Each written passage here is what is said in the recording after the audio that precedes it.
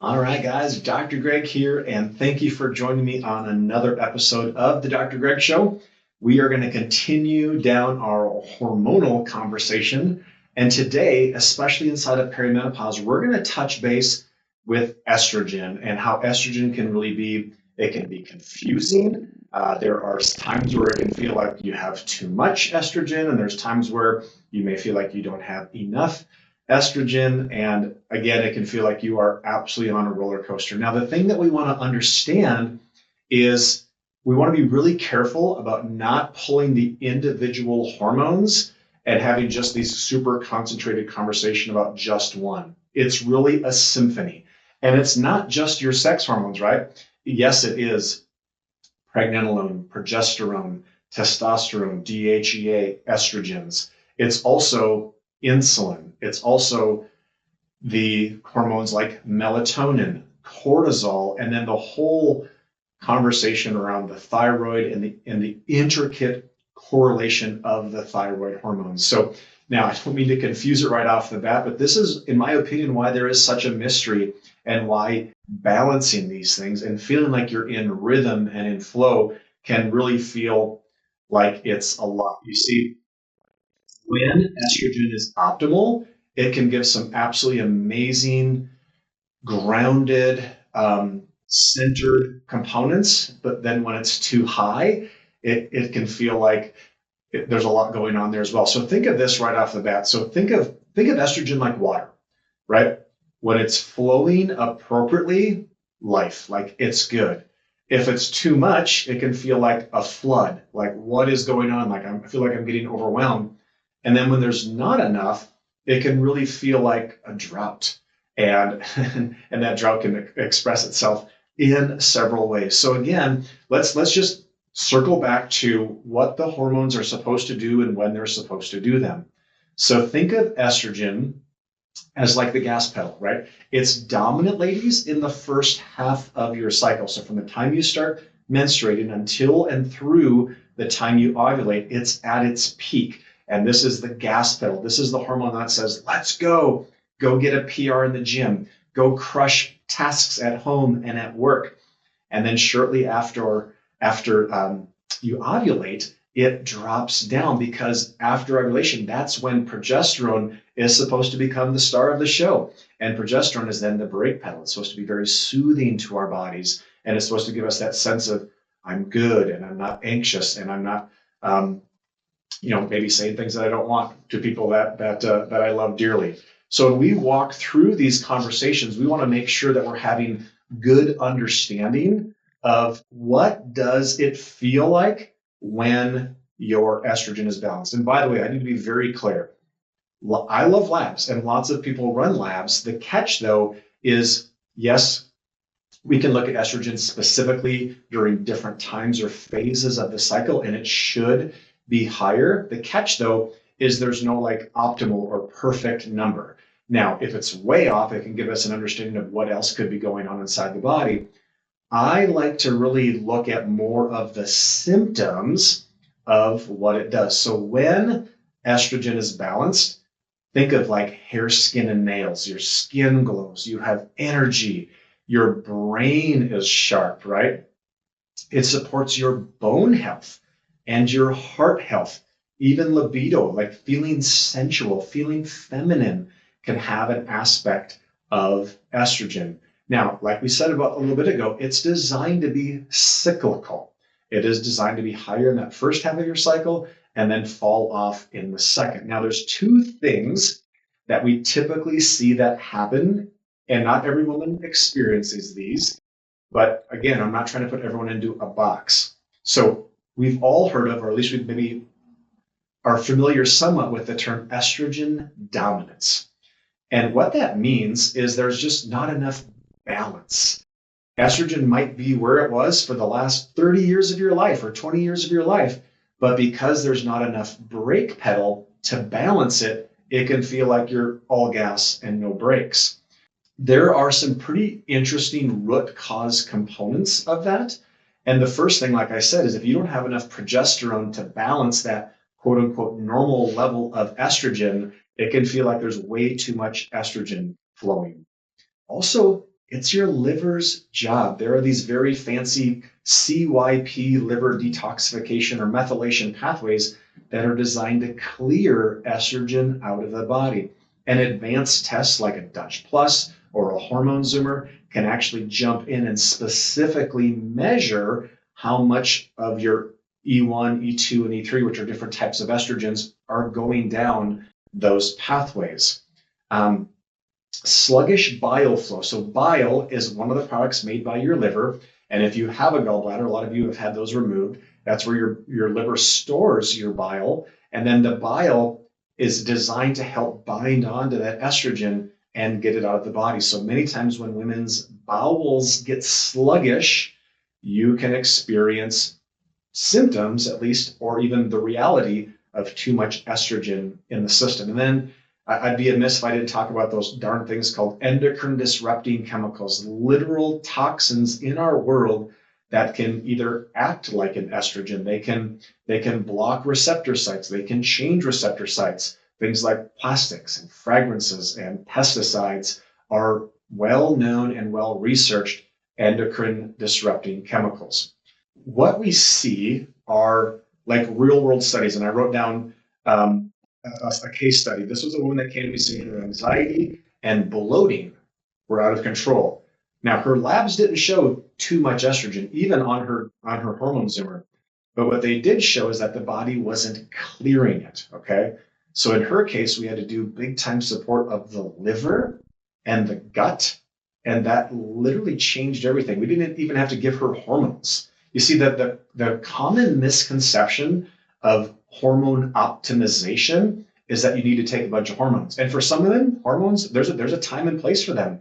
However, if the other parts of the body are not doing what God designed them to do, then it doesn't matter how many hormones we're dumping into the system. It is just not going to work in that way. Remember, estrogen is detoxed in the liver.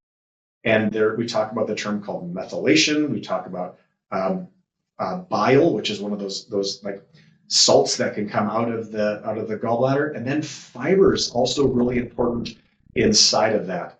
What I want to do is I want to go through some symptoms here. By the way, we have a really cool hormone symptom tracker. It should be linked in the show notes. Feel free to fill it out, and it's not just for sex hormones; it's for all of the hormones.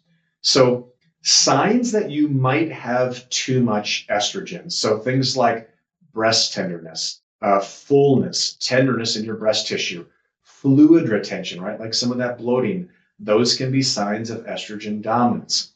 Now, there's also, remember I said women can experience signs of not enough estrogen. And again, 1 month you could feel like you have too much, or you could actually have quote unquote too much. And the other month you could feel like it's really low. So potential signs, and this can happen with women inside of perimenopause. I mean, the reality is through perimenopause, it's the beginning of the shift of the hormones that will eventually lead to menopause. And one of the telltale signs of menopause, obviously, it's no longer having a menstrual cycle, but it would also mean that when we do laboratory work, we're literally seeing next to no estradiol inside of the body. So what are some signs and symptoms of really low estrogen? So things like hot flashes, night sweats, depression, brain fog, low energy, weight gain, vaginal dryness, urinary tract infections, decreased sensuality. Remember I talked about just that feeling of feeling feminine. Painful intercourse can be part of that because estrogen is very focused in the vaginal tissue, and that tissue can actually thin with not enough estrogen. For some women, we see like incontinence can actually be a part of that conversation. Dry skin, loss of glow, and then in some cases, we'll see aspects around cholesterol markers. Because remember, all of our sex hormones start with cholesterol, and then think of it like a waterfall. From cholesterol, it then goes into the thyroid. And by the way, the thyroid is a whole nother crazy conversation that we need to have because it's not just sex hormones. Thyroid hormones play a huge role inside of this conversation. We call it a rate limiting step. So like the thyroid is like the bottleneck of cholesterol getting down into your sex hormones. And there's even some conversation of like vertical lines like on your upper lip can be shown to have different estradiol or even estriol, which is more of a skin firming component. So again, we want to understand that this is not just a conversation of normal labs. Now, about 25 years ago, we got into this whole thing called the microbiome in the gut, and what does the gut do? And for years and years, millennia prior to that, we just assumed that all bacteria was bad. Well, now we've transitioned into this whole thing called the gut microbiome, and there's actually a commensal bacteria called estrobolome, and this is a commensal bacteria in your gut that determines whether estrogen exits or it gets recirculated back into your body's circulation. So now, there are some women that the last thing that they need supplementally inside of perimenopause is low dose estradiol or estrogen. And for some women, and I don't mean to confuse you guys inside of this, some women absolutely need small amounts. Now, before we jump into that, what you heard me say about 10 minutes ago was not every person needs a bunch of hormones. And I really want to double down on that. And in our book, Power Over Perimenopause, I talk a lot about not like, hey, take all these hormones, here's the dose, and you're going to feel great. But we have to make sure that the body can use those hormones, that the intermediary steps that are supposed to process them are doing what they're supposed to. I just talked about the liver and the gut. So what could that look like from like a day-to-day basis? So I'm a big fan of cruciferous vegetables. I mean, there's good fiber inside of them, and that fiber helps clear estrogen out of the body. Hydration. I mean, hopefully this goes without saying, but about half your body weight in ounces every day of good, clean water. And the whole water conversation, I've had lots of conversations with patients and on podcasts about water and what's the best. Figure out where you are and just take like baby steps in the right direction. I mean, it could be something as simple as a tabletop water distiller, or it could be a reverse osmosis system, or it could be all the way down the bunny rabbit trail of something like a whole house water filtration. So, but what I would want you to think about with water is, are you filtering the water that you drink and cook with? And are you potentially filtering the water that you bathe in? Because a lot of those chemicals that are in drinking water are there to kill living things. And some of them absorb quickly into our body and can act as endocrine disrupting chemicals. So movement. A lot of you have caught me out on walk and talks, doing my social media walks. The body is designed for movement. Your lymphatic system, like your body's oil filter, is designed to have movement, and movement helps with gut motility and whatnot. I'm a fan of sweating. For years, I've used infrared sauna therapy, or even traditional Swedish sauna therapy. Or you might live in an area where like, dude, I don't need a sauna. I can just go outside and go for a walk. Sweating is an important drainage pathway of our body. And then lastly, from a dietary standpoint, I am a big fan of good protein intake. Like, are you having good quality proteins in your diet? Second thing is, you got to be pooping. We got to have at least one good poop a day. You see, remember what I talked about? It's actually through that bile in the, so back up half a step. Your liver dumps into your gut. So anything that comes out of your liver has to be gut associated. So it's really the gut that's responsible for getting things out of the body. So a good bowel movement every single day. And if you're not doing that, start with the simple things. Start with hydration. Start with movement. Make sure you got fiber in your diet. And then there's more advanced things, whether there's center root teas or magnesium products, but we need to be having good bowel movements on a daily basis. And then little things in your environment. For example, like switch to glass or like stainless steel when it comes to things that you drink or store foods inside of. Look at your cleaning products. I mean, are there a bunch of nasty chemicals inside of there? Or what could a slow swap out look like? And then ladies, we love when you look amazing with all the makeup on, and I'm a big fan of it. But there's also ways to choose cleaner products. So my wife and my girls in my house, they use the Yucca app, and they're scanning things at the store to make sure that it's actually okay and safe to put on their skin. This next one's easily the biggest part of balanced hormones, and that's stress. And you're probably like, fantastic, Dr. Greg, like that's one of the toughest things to manage, and it can be. It really can be. One of the things so when you go through your hormone cascade and you go through cholesterol and then it goes down through the thyroid, it goes into a hormone called pregnenolone. And we call pregnenolone the mother hormone. Pregnenolone can go one of three areas, ladies. It can go over to progesterone, which is an awesome step. It can go down into DHEA, which is one of your androgens like testosterone, which is an awesome step. Or if your system is stressed out, it'll do something called pregnenolone steal, and it'll take it straight to cortisol.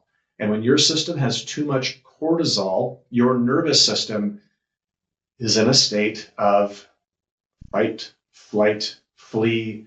It's not in a state where it says, oh, I'm good, and this can be a blessing to me. So ways to manage stress: prayer, a faith practice. There's actually some research out of Columbia University that says that we are neurophysiologically wired for spirituality. And I come from a very strong Christian background, and there's just so many ways and areas in the Bible that it talks about having our faith, and to fear not, and to understand that we are a part of something bigger than ourselves, and to have conversation with God, and to lay our fears at the foot of the cross. And there's, again, and whether that's the goal of this video is not to say that you need to have my belief process, even though I feel very strongly about it, but you got to start somewhere inside of that. And then in some cases, testing is important. I've spoken about the Dutch test. I'm actually a bigger fan of the hormone Zoomer test, which has a little bit more accuracy and understanding of some of the metrics of things that we're testing for. It also checks for things like bone turnover. It checks for endocrine disrupting chemicals. And then even blood tests. Like, even blood tests can give certain markers, because again, it's not just the hormones. You have to be able to look at liver markers and gut markers and even kidney markers, and inflammation markers can also play a big role inside of that. So here's the thing. Low estrogen or even high estrogen isn't always your biggest problem. You see, sometimes it's how your body's actually processing it. So it's not necessarily the hormone's fault. You have to be looking at the support cast and who else is maybe not doing their job. And I'm not also the guy that's going to say, like, here, start taking some estradiol. There are good forms of estradiol that are available even over the counter. But again, like, there has to be a foundation. The body has to be in a state of neurology and physiology where it can say, hey, whatever we're going to do, it's going to work. Here's what I know. When estrogen flows like a calm river, you're good. You feel radiant. When it floods, you feel chaotic. When there's nothing there, you feel empty. So it's about the right flow and the right players. So before we just start adding things or starting to clear things, let's zoom out a little bit. Let's get a better understanding of what the body is really dealing with. So some key takeaways here. Estrogen itself isn't always the villain. Poor detox and progesterone need to be observed as well. Your liver and your gut determine whether estrogen is optimized, whether it's too much or not enough in many cases. And what I've said here probably multiple times is you should not, at least in my opinion, address hormones without at least looking at some of the detox pathways, looking at the upstream components. How's my thyroid doing? How's my liver doing? How's my gut doing? And then for some people, testing. Like, we don't guess, we test. If you're listening to this and you're like, holy Toledo, Dr. Greg, I am on the perimenopausal roller coaster and I feel like I'm all over the place. I've maybe even tried some hormones and they didn't work. They give me headaches, or I got breast tenderness and I'm just confused. I don't know what to do. There's lots of links inside of the show notes. Some people want to reach out and work with my team and myself directly. There's ways to go about that. But at the end of the day, the goal of this podcast is really to empower you with an understanding of your body and how God designed it to work.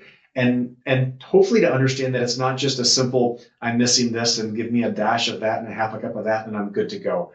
We have to really understand that it is the symphony, right?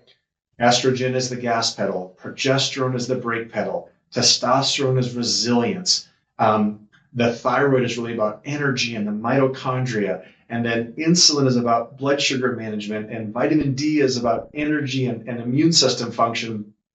There's a lot of players, and I don't mean to confuse it. The goal, again, is to empower you for yourself, your family, your loved ones. And I love having these chats with you. If you have questions for us, reach out. If you have comments, or if there's any questions you'd like for me to answer on upcoming podcasts, put them in the comments below and stay tuned for our next episode.